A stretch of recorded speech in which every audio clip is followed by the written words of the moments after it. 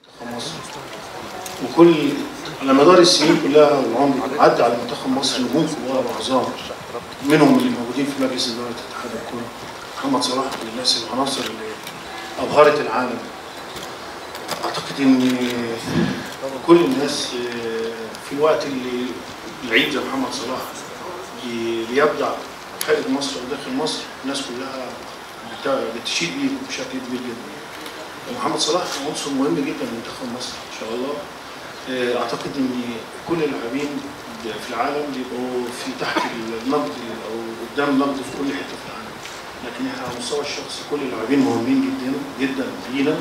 محمد صلاح مش عايزين نفرط اللاعبين، محمد صلاح تريزيجيه ومش عارف الشناوي، كل اللاعبين مهمين جدا وتحت قياده المنتخب الوطني، تحت قياده الجهاز الفني.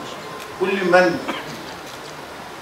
يساعد على نجاح وانتصارات وفرحه الشعب المصري فهو هيكون موجود مهم جدا لادائه واخلاصه. مش محمد صلاح بس، انا مش عايز عشان برضه الاسئله ما تبقاش كلها، انا عايز ان احنا ما نبعدش او نخلي اللاعبين بالاسم، لان احنا كلنا اللاعبين المصريين كله مجموعه بتمثل منتخب مصر.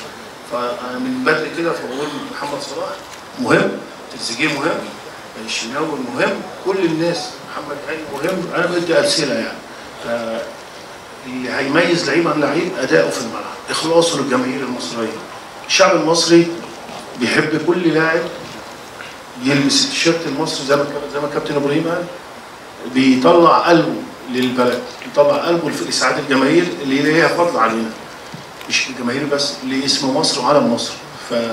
فرحب كل لعيب، اي لعيب عايز يفيد المنتخب المصري وينجحه، وخاصه لعيب زي محمد صلاح كلنا بنسعد ليه. وانا من اوائل الناس اللي انا اكتشفت محمد صلاح وانا كنت ماسك نادي الزمالك في 2010 تقريبا، قبل ما يخوض التجربه بتاعت الاحتراف. فمحمد صلاح لعيب مهم جدا، فاتمنى ان احنا كل الاسئله دي ما تعملش مساحه بين اللاعبين، لو سمحت.